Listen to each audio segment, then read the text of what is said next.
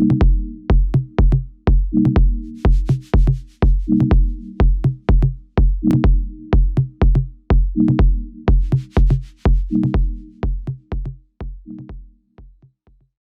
you. Thanks for bearing with me there.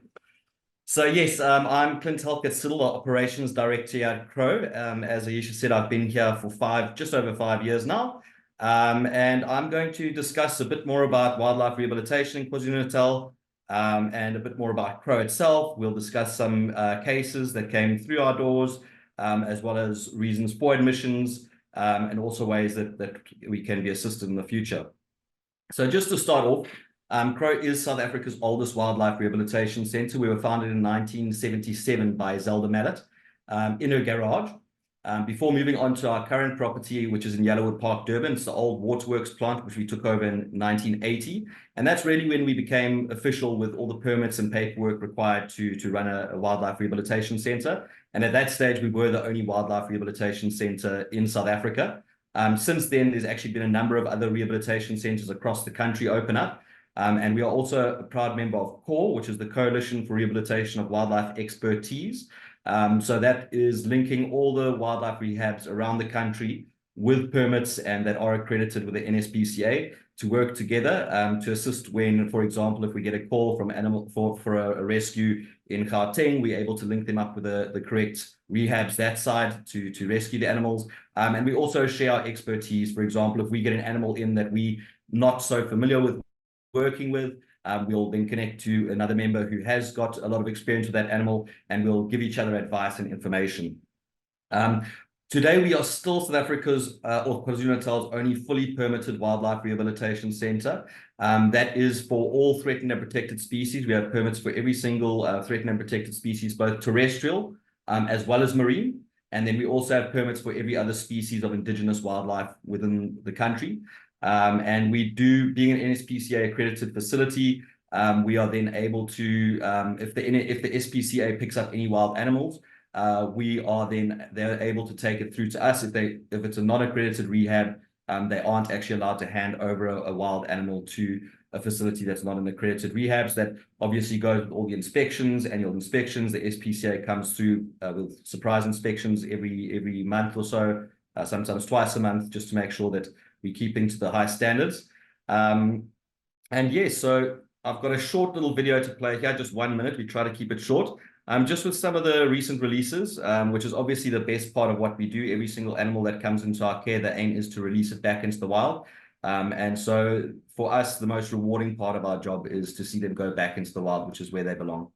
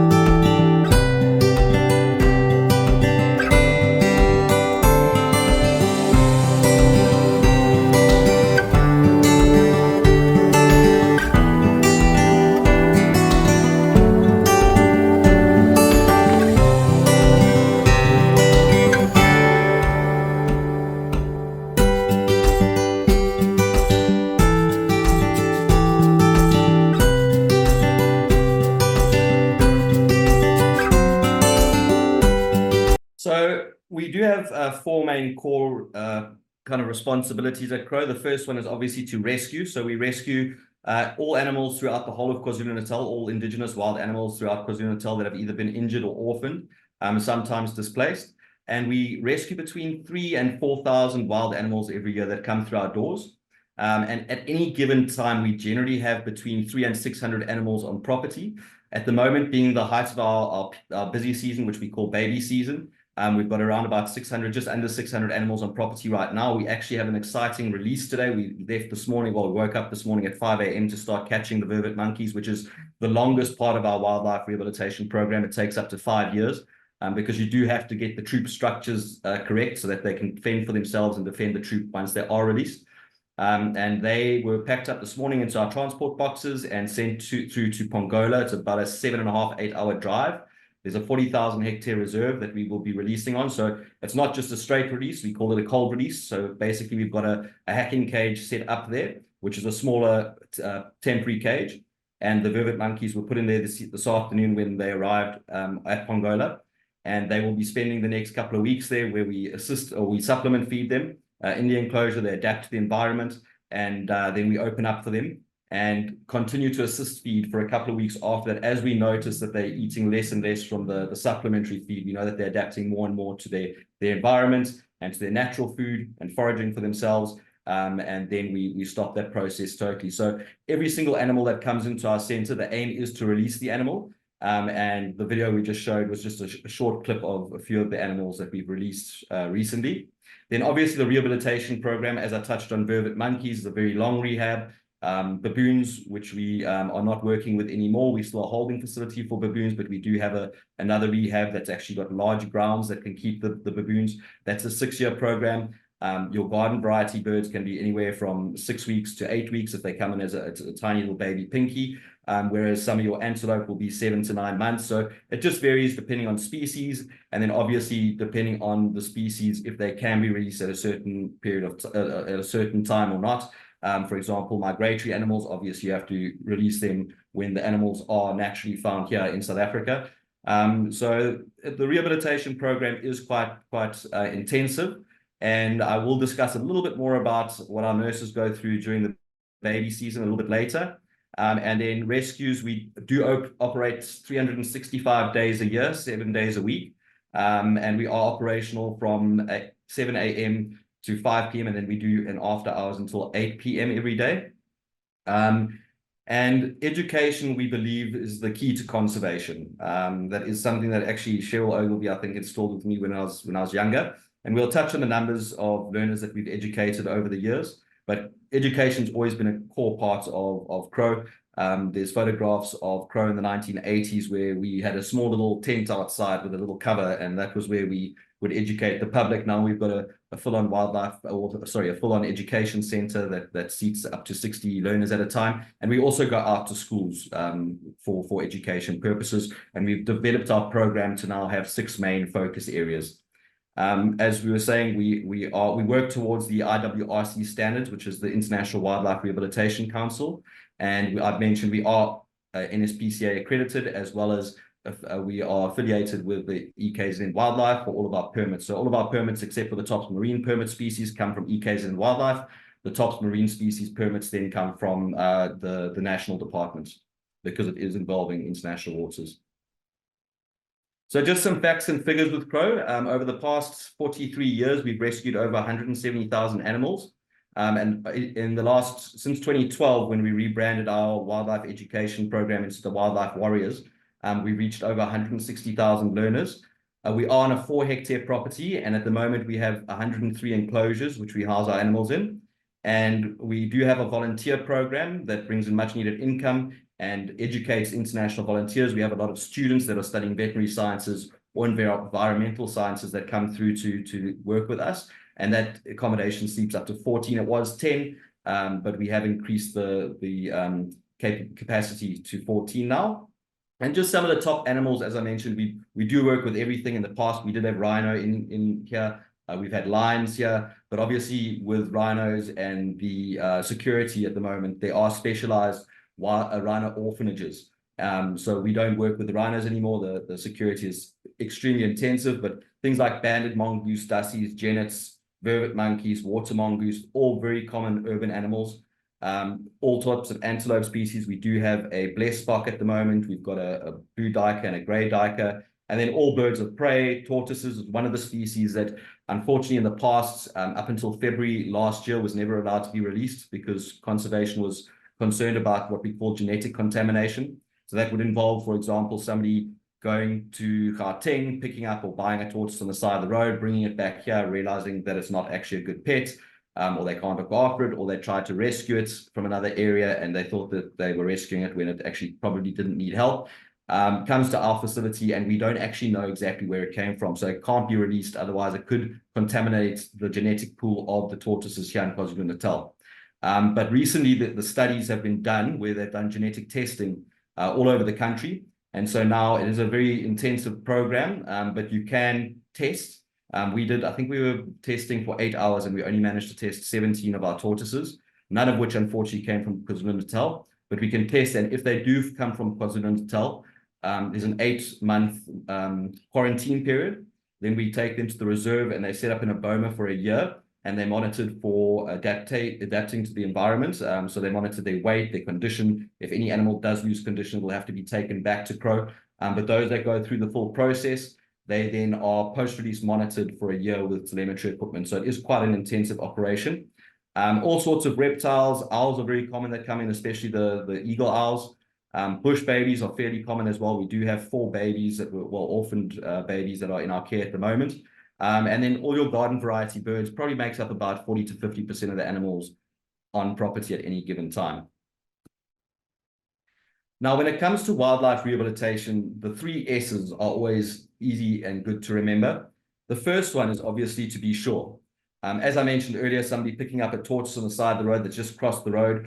It was just looking to cross the road, pick it up, put it across the other side of the road and drive off. That animal didn't really need to be rescued. Things like antelope often come in where they're mistaken to be orphaned, but a lot of times antelope will actually leave their babies in the brush or in the thickets while they actually go out to forage, and they'll come back to feed that baby every once in a while. But people come across these baby antelope, they think that they're orphaned, they pick them up, they bring them to us, when in actual fact, their mother was coming back to look after them. So in that case, we always suggest people monitoring them for 12, 24 hours, make sure that the mother doesn't come back, and then we'll be able to step in. And another good example of that is baby birds that fall out of nests. A lot of times the parents will actually look after them on the ground until they're ready to fledge. But obviously if there's dogs or cats in the garden, you've got to look after the safety of the birds, and that should come through to us. But if there's no dogs or cats or imminent danger, it's that baby bird would be looked after by its parents. So to be sure is important. Make sure that animal actually does need rescuing. Then to be safe is another extremely important part. Obviously, if a baby bird's fall into the ground and you can put it in a box and bring it through to us, by all means do so. But a lot of the animals that we work with are dangerous and require special training, special equipment, and knowledge. And so make sure that you're safe. You don't want to try and pick up a vervet monkey that looks like it's on the brink and not able to move. Sometimes when you get up to them and the adrenaline pumps, they will bite, and it can cause injury. So make sure that you're safe. Give us a call. We're always willing to come out to rescue the animal. And we do service the whole of KwaZulu-Natal, as I mentioned. And then to reduce stress. So stress is one of the biggest killers of animals that come through to the center. It's called capture myopathy a lot with antelope and other mammal species. So to reduce stress is extremely important. If you do find an animal and you're able to put it in a dark, warm environment, like a cardboard box with ventilation holes, that just helps to reduce the stress. Minimize contact. A lot of times people think it's cute, or they just want to check on it to make sure it's okay. So they keep opening and closing the boxes, and that just increases the stress on the animal. Refrain from trying to feed. A lot of times people will try and feed, and they feed the wrong food items. Sometimes, for example, birds, if you feed them incorrectly, it can actually develop pneumonia in the birds. So rather refrain from feeding. If you really need to, you can call us and we can assist you with how to and what to feed, just until we can get out there to rescue it. But the majority of the time, there's no real need to actually feed. And obviously get the animal to Crow or your closest wildlife rehabilitation center as soon as possible. That way the animal can be put in a safe, calm environment, and we can start monitoring the animal to reduce any stress further. So the main reasons for admission of animals at Crow are poor waste management. Things like oil spills, not disposing of paints properly. Also, fortunately or unfortunately, in Durban, the monkeys do tend to open up trash bags, and people don't have the correct bin clips or ways of making sure that the monkeys can't get into their bins. And that does cause a lot of issues. You can see the pelican with the ink cartridge stuck in its mouth there, the seabird with the hook stuck in its mouth, and then the oil spills with the baboon and the other cormorant. Hit by car is very big. Obviously, the majority of animals, even though we service the whole of KwaZulu-Natal, the majority of the animals do come from urban areas, especially Durban and the greater Durban area. So things like hit by car, illegal pet trade is another massive problem that we have. We do get a number of ex-pets that come through, people keeping animals that they shouldn't be keeping, and a lot of the time they don't know too much better, but the illegal pet trade is a massive, massive industry that causes a lot of problems for wildlife. And then the illegal muti trade. So for those joining us from outside of South Africa, muti is like another word for medicine. And a lot of traditional medicines are used here in South Africa with the sangomas and the nyangas. And they use a lot of animal and plant parts. So that is quite a big problem. We have baboons come in that have been kept by sangomas, and they do use different parts of the bodies as well for certain medications. Shot by pellet gun is a large problem that we have here, especially with our vervet monkeys. We'll touch base on that in a little bit as well. Urbanization, obviously, driving our wildlife away while we develop, and then attacked by dogs and cats. So I've just got a couple of pictures here. There's a vervet monkey to the left of the screen, an X-ray that we have in our education center, and she's actually, you can see the baby vervet in her womb. And inside her, you can see the head of the baby has got a pellet inside its head. Within 90% of the vervet monkeys that we do take in for X-rays, a pellet will be found in their body, whether they came in for the pellet shot or whether it's whether it's a wound that's actually healed up, but it has a pellet in it. And we'll talk about that a little bit more when it comes to feeding animals. But it is very sad. Also, crowned eagles, we had a reward out for the capture of the person who shot a crowned eagle a couple of years ago. People shoot crowned eagles because they're scared of their dogs, cats, and especially in this case, it was a racing pigeon owner. So we find a lot of wildlife shot by pellet guns and other guns, unfortunately. You can also see that the vervet monkey with the head damage there, that was from a hit by a car. The bird of prey attacked by a domestic animal, and then the vervet monkey being kept on a chain there, and then the baboon, which is what we were talking about, that was confiscated from a Sangoma, who was using it for the illegal muti trade.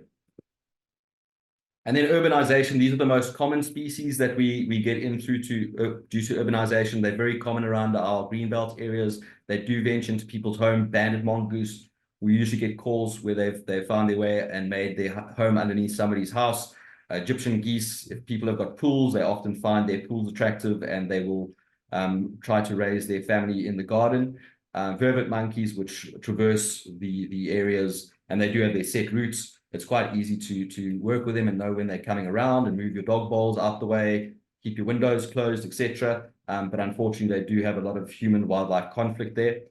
Your dassies, funny enough, we often find baby dassies in car engines. In the morning, people start their cars. It was nice and warm the night before when they turned the ignition off, and they'll give us a call to say that they've actually got a baby dassie or a dassie inside their car engine that we need to rescue. And then genets, often found in people's roofs. They'll make their homes in people's roofs. And then the baboons as well, as we know in the Cape, are quite a problem there in terms of the urban environments and living in close proximity to people. So our biggest, one of the things that we preach the most is don't feed our wildlife. Our wildlife do have enough food and vegetation out in the wild to survive. If you really want to feed them, we always advocate rather planting indigenous edible trees and plants in the greenbelt areas in your garden. That way they learn to forage for themselves. They're not dependent on people. And there was a study done using our data by the UKZN, which we do have quite a lot of strong collaborations with research at Crow. And one of the studies done was that for every one household that's feeding, within 5 households, somebody else will be shooting.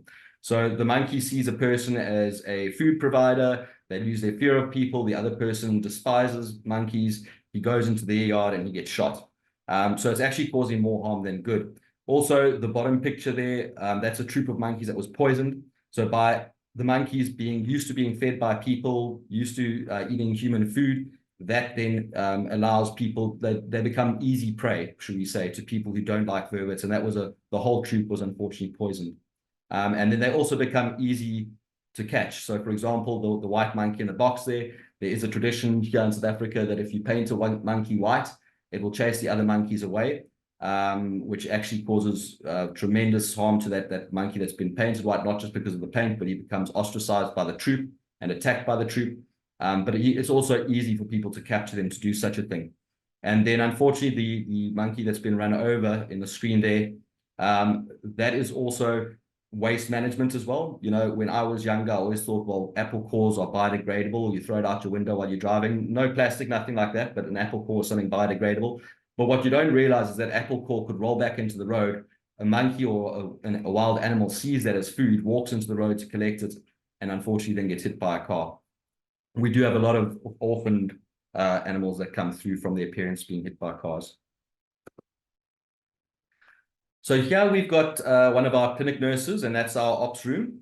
And she is busy just inspecting one of the animals that came through. So every single animal that comes through our door will go into our ops room first. You can see we've got a sock over the head there. We have the toes cut off, so we can put it over the head. And that just reduces stress. As I was saying earlier, it creates a dark environment and reduces stress on the bird. We'll check for any possible fractures, breaks, anything visible that we can see. If we have any suspicions, we will then send it off to our vet. We don't have an actual vet here on site, although we have just built an operation theatre for a vet, with hopes that we'll be able to secure funding to be able to have a vet on property. But at the moment, we have our animal welfare assistants, and they are nurses that fall under a vet. So they are trained and they are allowed to work with medications and do treatments. But for anything like x-rays or surgeries, we'll have to take it through to our vets. So once they've gone through the first examination, we'll then, if need be, take it through to our vets. Otherwise, they'll start treatment here on property for anything that needs to be done. So I do have a few clips of some of our baby animals. And I must say, before I get onto this, it's heroic, our nurses. I mean, they literally, during baby season, our baby bird room, when it's full, they'll be feeding all the baby birds, and to get through all of them will take about 55 minutes. By the time they're done, they have to then wait 5 minutes or prep food for 5 minutes and start the whole process again from 6 a.m. to 6 p.m. And then when they've got baby animals that they're looking after, and they have to wake up every 2 hours in the evenings, sometimes throughout most of the summer, because there's always babies coming in, they'll get very little sleep in order to actually make sure that they care for the animals to the best ability possible. So these are just two Janet that's being bottle fed.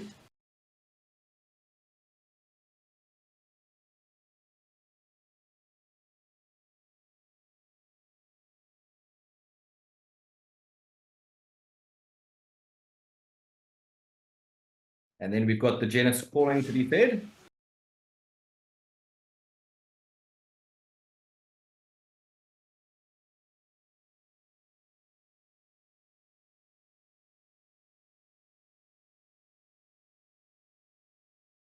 And then next we've got a blue duiker release, which is also a threatened and protected species. One of the smaller antelopes in South Africa. We do get quite a number of them in, and often people mistake them for baby antelope, where that's an actual fully grown blue duiker. Yeah, and then we've got a little water mongoose here. We spoke about them. We do get quite a few through. We actually just had a good release of one in Tula recently. And then we got our little tinker barbet.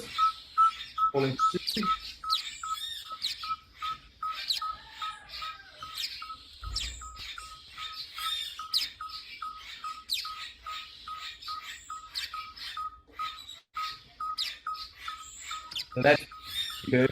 You can hear how busy it is in there, even over the tinker barbet's call. And then maybe get a huge amount of body dogs through our doors every year, so that it's woken up in the morning. But yeah, they tend to be nest builders, and so very often they'll fall out of the nest. We've also got some sacred ibis that we're looking after at the moment, ready for it soon. And then this is just getting to a couple of case studies. So well, let me play the video first, then I'll explain the story, the backstory to it.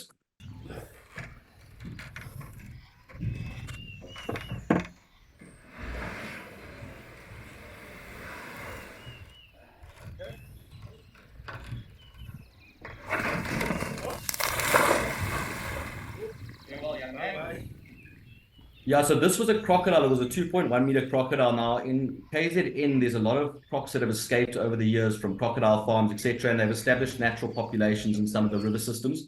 And this was a farm on Tongaat. And the way that the tenants actually found out that the crocodile was there was it was his kid's birthday party, and they were towing the boogie board behind the boat, and all the kids were having rides on the boogie board. And the boogie board, when his son was on it, actually went over the back of this crocodile. And I think it gave them a bit of a fright. The farmer himself then decided, because the livestock come to drink at the waterhole, and also the farm workers' kids swim in the waterhole, that it either needed to be removed or shot. So we were contacted, and we went through there. We managed to capture the 2.1 meter crocodile, and then we released it at Tula Tula Game Reserve. So that was the release that you saw there. So as I was talking about, we are heavily invested in research, and we get involved wherever we can. This was actually a research project that was done by UKZN again. And this is the yellow-billed kite. We had 3 of them at the time. This was done in 2021. So we fitted the transmitters to them, or the university fitted the transmitters to them. We released them, and they tracked them all the way to Central Africa, which is where they go for our winter. And in the summer, they tracked them coming back to Bluff Golf Course, which is literally about 15 k's down the road from us. And they nested there, and they had some young offspring in that season, which is always fantastic to see the success stories like this. And then another big project that we have just got into now is research that's being done by DUT with regards to they're going to be using some of our data and interviewing some of our staff. And it's looking at the impact of domestic animals in urban environments on the wildlife that also reside in urban environments. So that should be quite an interesting topic to read through once they've finished the paper. Now, this little jackal was a side-striped jackal, so it's not common as the black-backed jackal. This is a side-striped jackal. And this little guy's name was Mlilo, which means fire. And basically, the way that he came into Crow was there was a sugarcane. He was born in a sugarcane field, and the fire went through, and his den was burnt. And unfortunately, lucky for him, he was lying underneath 3 of his siblings, which unfortunately perished in the fire. And he was able to be rescued, brought through to us. He was with us for about a year. And then before release, we actually fitted the transmitter, which you can see the transmitter collar on him. And that, believe it or not, a small little device like that's about 18,000 Rand, and it's a once-off use. But we were able to track it for 6 months after the release at Tula Tula once again. And it was interesting to see, I think it was the second night, there was a massive thunderstorm, and the amount of kilometers that he traveled, and then found his way back to the area where we released him. And we have had people, it's now been over a year since the release, and the managers and owners at Tula Tula have been citing her, so she's been a great success case. And then Wendy the warthog. I always like to tell Wendy's story, because in one of our videos, she runs around in a little circle chasing her tail and piques everybody's interest. But you can see when she first came in the top left there, when she's being hand raised or bottle fed in the top right, and then when she's a little bit of an older teen piglet, I'd say, there on her knees, and then her in the wild at the reserve that she was released. So she was released in 2015, and we did post-release monitoring in 2016, 17, and 18. And every year she had a successful litter of piglets, which was fantastic to see, and very dear to our nurse, Sue-Ann, who raised her. So it's always a fantastic story to tell. And she was raised in our bush pig pen, on one of our 103 enclosures here. So wildlife make good neighbors, and that is a fact. A lot of people, you know, I'm going to take the snakes, the 2 snake pictures there for the first example. In South Africa, unfortunately, a lot of people say the only good snake is a dead snake. Totally untrue. Snakes are so important for our environment and our ecosystems, not to mention the fact that they control our vermin. But just 2 examples here that are extremely common snakes here in KwaZulu-Natal. You've got the brown house snake, which is the darker snake on the side of the picture. Very distinctive from its eyes, the white stripes by its eyes. And then a snake that's often mistaken for a green mamba, the Natal spotted bush snake in the center. Both totally non-venomous species. The Natal spotted bush snake eats a lot of geckos, things like that, hence the long slender body, very distinctive from the black speckles it's got in the large eye. Also mistaken sometimes for a boomslang, but they are very distinctive once you get to know them. And you know, in South Africa, we've got over 100, and it's gone up now to over 160 something, 170 something species. It keeps going up because they keep dividing them more and more. But out of those, only about 35 are venomous, and out of those, only about 8 are deadly. So obviously, if you don't know which ones are dangerous, or on the higher end of the danger scale, that have you know, something that could affect a human, most mildly venomous snakes wouldn't even cause a headache. But if you don't know them, rather leave them alone. We always say rather leave an animal alone, never corner a snake. But they make great companions and are very important in our environment. You've got your owls, which once again control our rodent populations. Then the moles. Moles obviously turn nutrients in our soil. They aerate the soil. They provide the soil with a chance to absorb more moisture. So they're quite important in our environment, even though people with nice manicured lawns don't seem to appreciate them so much. They play a vital role in our ecosystems. And then the fruit bats that pollinate our banana trees, amongst other trees, avo trees, all the good fruit that we love are pollinated by our fruit bats. So extremely important animals.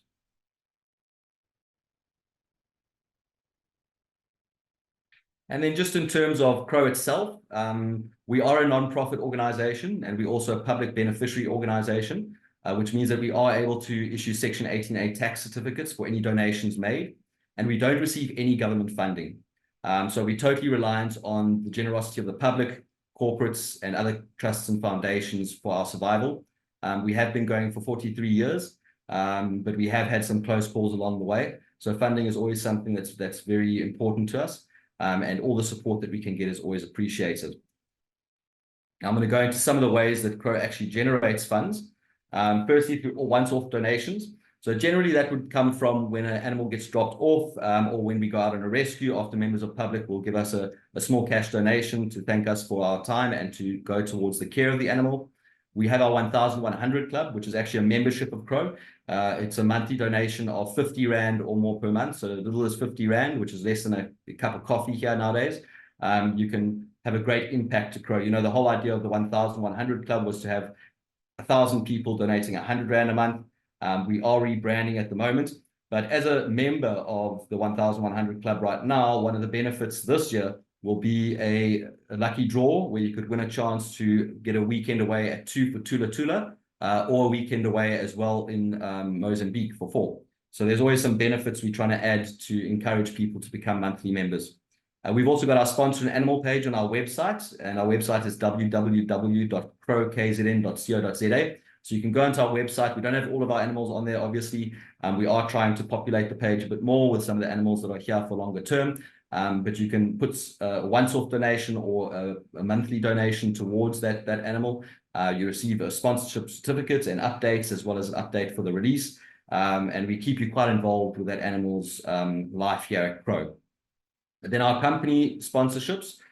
So we have a corporate sponsor, which has different tiers with different benefits, such as having their logos on our website, posting social media posts, and other great benefits that the corporate sponsors can also benefit from.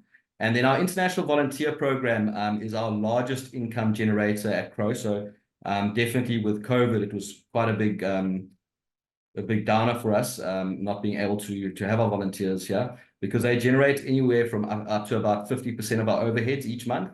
And so when we went from 80% capacity down to 0 overnight in 2020, those 2 years, we lost a large portion of income, which we've had to try and generate after that. And then we do have our calendar campaign, which is one of our biggest fundraisers each year, that generates funds to upgrade facilities, upgrade enclosures. Our education program, as we said, is highly important. We do free education for all the rural schools in the area, but we do, for the more wealthy schools, we have programs that we actually charge for, and that does generate a small income for the organization. Schools also often do in-kind donations, as well as corporates and companies. So, for example, schools will do a drive to collect goods that we need from our wish list, which can be found on our website, as well as our Take-A-Lot wish list. And they'll do a drive to collect, and then we'll do a presentation for them to show them where their generosity is going. Bequests over the last 43 years has been kind of a main driver in Crow sustainability. So that is quite a large income in terms of funding that we can use for operational costs. We do a lot of events and markets. We had for the first time since 1995, had our fun run walk through Kenner Bank Nature Reserve this year. We had over 500 participants. So it was an absolute resounding success. And then we also do have our Crow merchandise on our website, and we've stocked it at a few shops, as well as we do recycle. We don't make a lot of money from recycling, but obviously we do get a small income through recycling plastic and cardboard. Unfortunately, we can't recycle tins and glass at the moment because the company that we use only does plastic and paper, but we are trying to grow our recycling side of things as well. Yeah, and then the My School, My Planet card for any South African, it costs you absolutely nothing. You can sign up, make Crow one of your beneficiaries, and that way, every time you swipe your card at participating stores, funding is given to us. A portion of that spend is given to Crow. So that brings me to the end of the presentation, and I thank you all for listening, and I'm happy to answer any questions. No, Clint, I think we need to thank you, not just for the presentation, but for the phenomenal work that you do. You and your team does. That presentation really tugged on the heartstrings, and it was extremely informative. So, yeah, thank you. I think I missed the part, but I think we should reshare it about how to get into contact with you.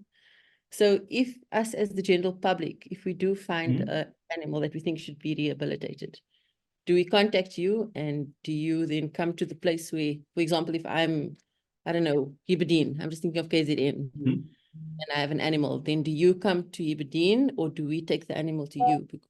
What if I don't know how to handle it? Yeah, so it'll depend on the species. So always give us a call straight away. Our number is on our website. Our website's www.crowkzn.co.za. And then contact us first. If it is an animal like a baby bird that you can put in a box and bring through to us, we always welcome that because it does save us on fuel, and we are a non-profit organization. But for any animal that we need to come out, we do come out and rescue. We also have depots that are trained up to be able to assist. For example, there is one in Amanzimtoti, there's one on the south coast, there's one in Zululand, one in Belito, Mshlanga, and in Assegai area. So if we can't get out to that animal straight away, we encourage them to either get dropped off at our depot, or our depot can go out to collect. And then as soon as we get a chance or a vehicle's available, we'll go out and collect from our depot as well. But yes, we have driven 7 hours on a rescue out to very far south coast in the middle of the night, and 7 hours back the same day. So we do service the whole country no matter what. Okay. Or the whole province, sorry, province. And if you do find an animal in another province, you're welcome to give us a call as well if you don't know the contact details for rescue centers there. As I said, we are part of CORE, and we'll be able to direct you to the right person in the area that you are based. Okay. No, thank you very much. And I think, Marit, if we can just share the contact details again, just so that it is out there. Okay, and then we need to go to the floor for questions, and I see Charles Day has his hand up. So I'm going to ask you to unmute, Charles. Hi all, thanks for taking my question. Can I ask you whether zoos have any support for you? Do they act as any form of support for you? So the zoo. Yeah, do any zoos assist in your rehabilitation efforts? Yes, we do have a number of staff that are Zulu from KwaZulu-Natal. And as I say, we service the whole of KwaZulu-Natal, so we get calls from all manner of people throughout KwaZulu-Natal, Zulu, Indian, white, colored, the whole kind of spiel. Yeah, I don't think you heard the question well. The question was about zoos. Zoos. Oh, sorry, my bad. Yeah. Sorry. Yes, we don't work with zoos. We are purely a wildlife rehabilitation center, so we're not a sanctuary at all either. We did get funding, however, though, from a zoo last year in the UK, quite a well-known zoo. In Germany. And they had heard our appeal on social media, and they gave us funding for transmitters so that we can track animals once we release them back in the wild again.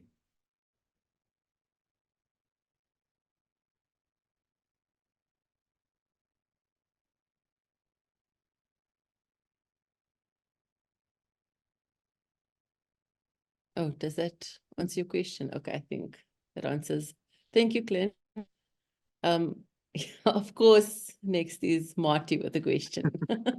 Well, Clint, thanks a lot for a very interesting talk. I just wanted to check, certain times you might get an animal that's too badly injured to release again. What do you guys do in that instance? I mean, I know certain of the organizations, they kind of make that almost like their sort of animal that they take to schools and sort of do educational things. What do you guys do if you do get animals that are literally too badly injured, blind, or that kind of thing, that they can't be released again? Yes, so that comes with our NSPCA accreditation as well, and the rules and regulations we have to follow, as well as the IWRC norms and standards. But our philosophy is the best cage is an empty cage. And so, as I mentioned earlier, we are not a sanctuary. And we then, if an animal can never be released in the wild and it's going to spend the rest of its life in an enclosure, then our nurses will generally have to take the decision to humanely euthanize the animal. But there are certain circumstances, for example, if it is a threatened or protected species and there are legitimate above-board breeding programs to, breed and then reintroduce into the wild, we will send those animals through to the rewilding facilities for breeding purposes of that species. No, cool. Thanks, Clint. 100%. Thank you, Clint. Thank you, Marty. I see there's one from Christine from TUT. Hi, hope you can hear me. Thank you so much for a very good presentation. This is now completely off topic, but what is the laws regarding pet shops selling chameleons? Because this weekend I went into a pet shop and I saw it was quite a big what do you call it, a cage full of small chameleons, and it was like fully packed. So basically, overstocking in pet shops, things like that would be a SPCA thing. But in terms of the laws, in terms of indigenous and exotic, that's where you need to figure out which species it is. So any indigenous species of reptiles are not allowed to be kept in captivity without permits in most of the country. But KwaZulu-Natal is the outlier. KwaZulu-Natal, you don't need permits for any indigenous species unless they are a threatened or protected species, whereas all the other provinces, you would need a permit for them. And then, so definitely up in Tshwane, you're going to need a permit for them. But there are also a number of exotic species which are bred in captivity, and the pet shops are actually allowed to keep and sell those animals. So you just have to find out which species it is, but anything indigenous would definitely be illegal that side. And then in terms of the husbandry side of things, it would definitely be, if you feel that it's not being kept in the correct conditions, you could always speak to the SPCA and they could do an inspection on that property. Thank you. Thank you. Thank you, Clint. Okay, so now we have another question from Paris.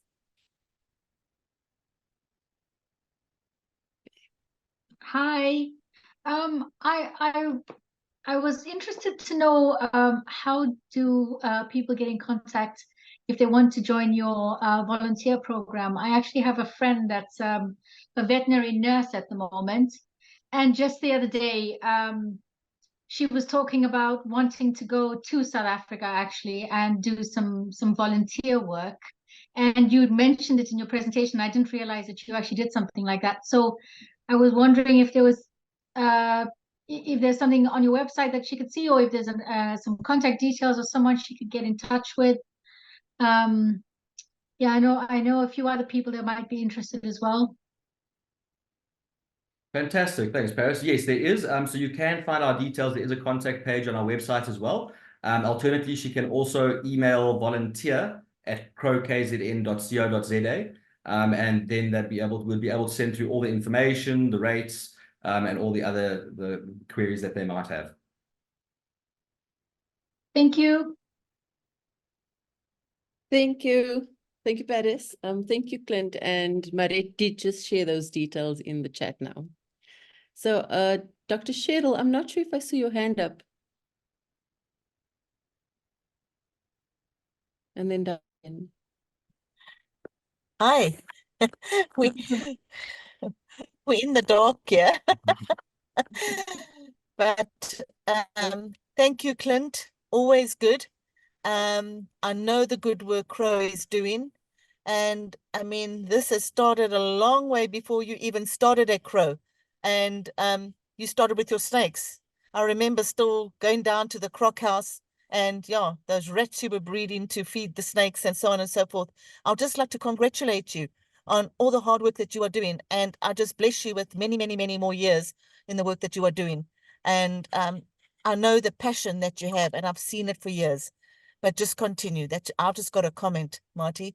And I think this young man, well, he's still young. He's a little bit younger than me. And you may have lost your hair, but I've gone grey. But well done, Clint. Well done. Thank you And for your keep it up. kind words, Just keep Cheryl. it up. And And my thank you for students your are very guidance. impressed. Oh, you'll be sitting in my seat one day, eh? Yo, we can't wait. Thank you so much for informative talk today. Yo. I think we all want to be sitting in your Thanks, seat. Cheryl, and thanks for the And guidance. you make me proud because you're one of my babies.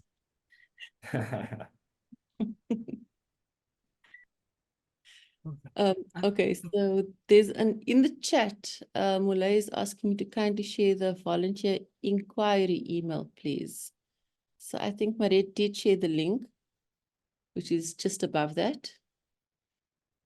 And then, Clint, there are so many compliments for you that I think we're going to send it to you either tomorrow or on Monday.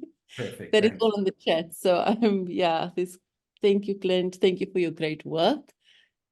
Invaluable work and good information. Brilliant work, Clint and team. So yeah, I think we are going to send you an email with all of these. Awesome. Thanks. I'll send that all on to our colleagues. We'll appreciate. And then I'm going to ask you, Han. Oh, he's got his hand. Hi, Aisha. There you are.